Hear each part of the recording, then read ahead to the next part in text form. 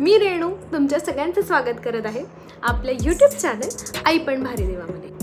आजच्या ब्लॉगमध्ये मी रुहीच्या favourite dishes सांगणार आहे, म्हणजे तिला जे जे पदार्थ खूप आवडतात ते तुम्हाला सांगणार आहे आणि ते सगळे 10 to 12 मंथसाठी पण यूजफुल आहे।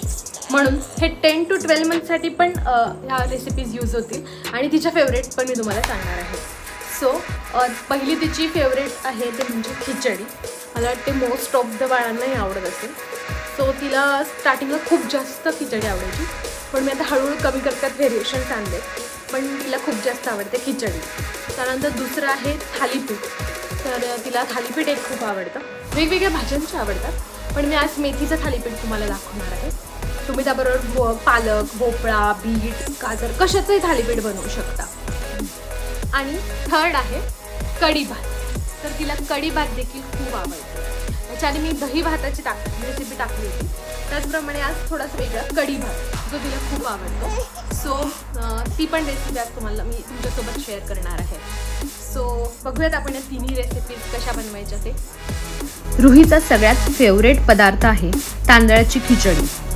त्यासाठी मी इथे साधारण अर्धी वाटीपेक्षा कमी तांदूळ, त्याच्यापेक्षा थोडीशी जास्त मूग आणि तूर डाळ, आणि त्यानंतर मी मसाला खिचडी बनवणार आहे, म्हणून मी सगळ्या व्हेजिटेबल्स जे घरात अवेलेबल आहेत ते टाकणार आहेत। त्यासाठी कांदा, टोमॅटो, बटाटा, कोथिंबीर, लाल भोपळा, गाजर, मटार आणि थोडासा पुदिना घेतला आहे। त्याचबरोबर मसाल्यांमध्ये मी इथे जिरा पावडर, हिंग, धने पावडर, दालचिनी पावडर आणि हळद हे सगळे मसाले घेतले। त्याचबरोबर थोडंसं अद्रक आणि लसूण हे देखील घेतलेलं आहे। हे सगळे मसाले आता मी तिला वापरते। तुम्ही तुमच्या चॉईसने भाज्या वापरू शकता। मी इथे पुदिनाने छान टेस्ट येते म्हणून पुदिना नवीन थोडा ॲड केला आहे। बाकी आपल्या नॉर्मल भाज्याच आहेत सगळ्या, आणि मसाले जे मी नेहमीच वापरते सगळे ते। रुहीसाठी मी सेपरेट एक छोटासा स्टीलचा कुकर घेतला, तो मी फक्त तिच्यासाठीच वापरते। खिचडी बनवण्यासाठी सर्वप्रथम मी कुकरमध्ये साधारण अर्धा चमचा तूप घेतलं आहे। त्यामध्येच मी थोडीशी मोहरी टाकली आणि मोहरी थोडी तडतडली की त्यामध्येच थोडेसे जिरे टाकले। त्यानंतर त्यातच मी जे अद्रक आणि लसूण घेतले होते ते बारीक व्यवस्थित ठेचून त्यात ॲड केले। एकदम बारीक नाही केले, थोडेसे दाताखाली आले तरी चालतील, त्याची टेस्ट छान येते।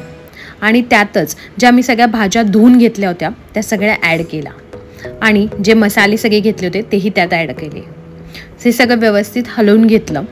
सगळं ऑलरेडीच आधी भाज्या वगैरे धुवून घेतलेल्याच होत्या, त्यामुळे तसंच पटपट सगळं ॲड केलं आणि डाळ तांदूळही ॲड करून टाकले, तेही आपण आधीच धुवून घेतलेले होते।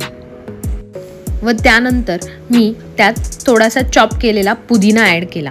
पुदिना व्यवस्थित मी कापून घेतला आहे, म्हणजे बारीक बारीक, आणि मग त्याच्यात ॲड केला आहे। तसेही तो शिजल्यानंतर व्यवस्थित बारीकच होतो, त्यामुळे एवढं काही बारीक फार करायची गरज नाही। पुदिन्यामुळे त्याला एक छान टेस्ट येते, म्हणून पुदिना सीझनल जेव्हा असेल तेव्हा नक्की यूज करा, त्याचा खूप फायदाही होतो। हे थोडं व्यवस्थित सगळं परतून झाल्यानंतर मी त्यात साधारण 1 कप पाणी टाकलं आहे। तुमची जेवढं खिचडीचं प्रमाण आहे त्याच्या दुप्पट तुम्ही पाणी टाकू शकता। जसं आपण नॉर्मल खिचडीला बनवतो अगदी तसंच, फक्त याच्यात मी थोडंसं पाणी जास्त ॲड करते, कारण ती अजून मऊसूत व्हावी। त्यानंतर साधारण 2 ते 3 शिट्ट्यात ती व्यवस्थित शिजून जाते। पाणी मी नेहमी थोडंसं जास्तच ठेवते, त्यामुळे ते अजून मऊ राहते। त्यानंतर सगळ्या भाज्या, म्हणजे जे काही जाड ज्यात पार्टिकल राहिले असतील त्या स्मॅशरने एकदा सगळं व्यवस्थित दाबून घ्यायचं, म्हणजे ते सगळं व्यवस्थित मिक्स होईल आणि एकजीव होऊन जाईल। अशा प्रकारे आपली खिचडी बघा कशी व्यवस्थित छान एकजीव झालेली आहे, कुठेही काही जाड भाज्यांचे तुकडे राहिलेले नाही आहेत। अशी आपली डाळ तांदळाची खिचडी रेडी आहे। बाळाला खायला एकदम इझी, तुम्ही बघू शकता किती मऊसूत आहे, ते इझिली बाळ खाऊ शकतो। रुहीला तर खिचडी खूप जास्त आवडते, त्यामुळे मी वेगवेगळ्या भाज्या टाकून त्या खिचडीचे प्रकार करतच असते। तुम्ही यात पालक, बीट अशा वेगवेगळ्या भाज्या पण ट्राय करू शकता।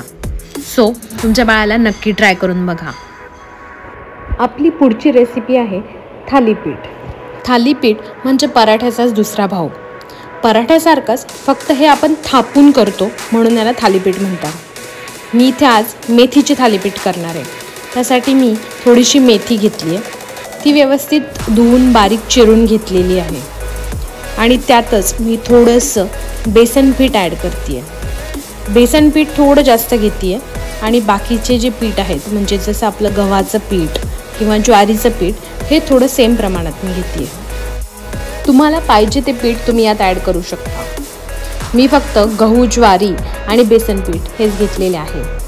त्यातच मी थोडीशी जिरे पावडर ॲड केली आहे आणि थोडीशी दालचिनी पावडर, अगदी किंचित काळी मिरी पावडर, कारण आपण मिरची नाही टाकत म्हणून थोडीशी टेस्टसाठी मी ते ॲड केलं आहे, आणि हळद। मीठ नाही आहे त्यामुळे थोडी टेस्ट येण्यासाठी हे सगळे बाकीचे मसाले मी ॲड केले आहेत। यात तुम्ही अद्रक आणि लसूणही ॲड करू शकता, बट ते एकदम खूप बारीक चॉप करून टाकावं, म्हणजे कसं ते दाताखाली येणार नाही आणि म्हणजे बाळ तेच व्यवस्थित खाऊ शकेल।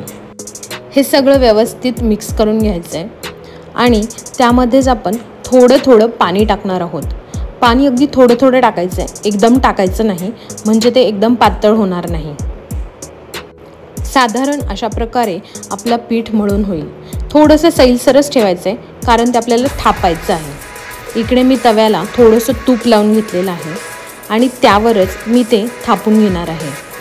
तुम्ही पाहिजे तर खाली पोळपाटावर पण एखादा रुमाल टाकून त्यावर ते थापू शकता, पण मला इथे एकच थालीपीठ तयार करायचं असल्यामुळे मी ते डायरेक्टली तव्यावरच थापून घेत आहे। अशा प्रकारे तुम्ही हाताने त्याला व्यवस्थित थापू शकता। अगदी जाड नाही आणि अगदीच पातळ नाही, अशा प्रकारे ते थापून घ्यायचं आहे आणि तसंच एक 4-5 मिनटं एक साईड पूर्ण भाजून घ्यायची आहे। तुम्ही पाहिजे तर वरून थोडंसं तूपही ॲड करू शकता। एका साईडने पूर्ण व्यवस्थित भाजून झाल्यानंतर ते पलटी करून दुसऱ्या साईडने व्यवस्थित भाजून घ्यायचे आहे। अशा प्रकारे दोन्ही साईडने भाजून झाल्यानंतर थालीपीठ रेडी आहे। तुम्ही असे कुठल्याही भाज्यांचे किंवा कोणत्याही चटणी सोबत अगदी नुसतेही खायला देऊ शकता। छान खमंग टेस्ट असल्यामुळे बाळाला नक्की आवडते। आपली पुढची रेसिपी आहे कढी भात। कढी भात तर सगळ्यांनाच खूप आवडत असेल, पण तुम्ही बाळासाठीही तो बनवू शकता। त्यासाठी मी इथं रात्रीचं ताजं लावलेलं दही घेतलं आहे, ते एका मिक्सरमधनं व्यवस्थित फेटून घेतलं आहे, म्हणजे आपली कढी एकजीव होईल। त्यातच मी थोडंसं बेसन पीठ टाकलं आहे आणि ते व्यवस्थित हलवून घेतलं आहे, म्हणजे त्यात काही गुठळ्या होणार नाहीत।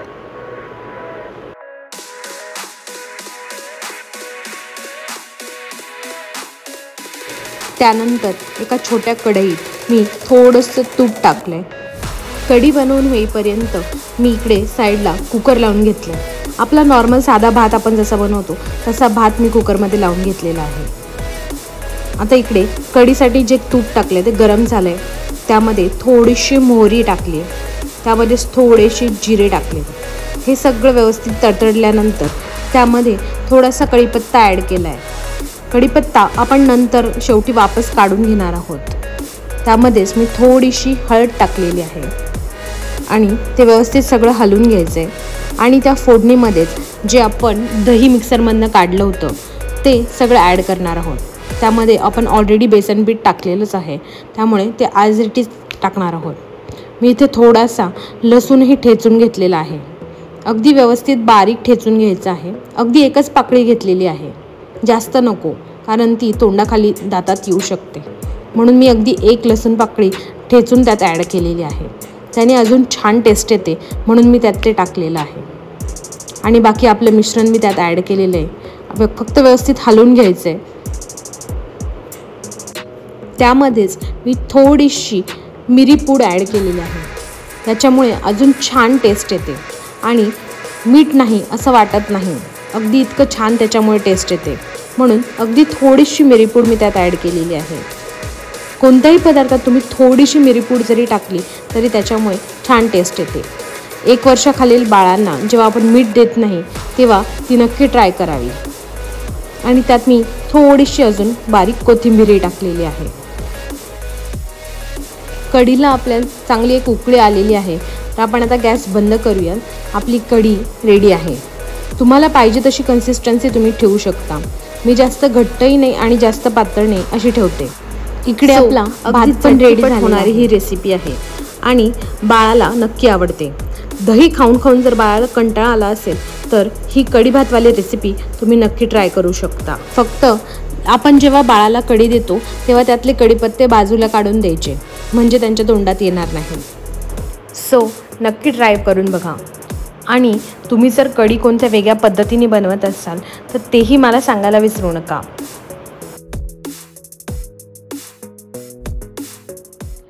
सो या तीनही रेसिपीज तुम्हाला कशा वाटल्या, तुमच्या बाळाला आवडल्या की नाही हे मला कमेंट करून सांगायला विसरू नका. पुन्हा भेटूया नेक्स्ट व्हिडिओमध्ये. तोपर्यंत तुमचं आई पण आणि बाई पण दोन्ही एन्जॉय करा. बाय बाय बाय कर बाय.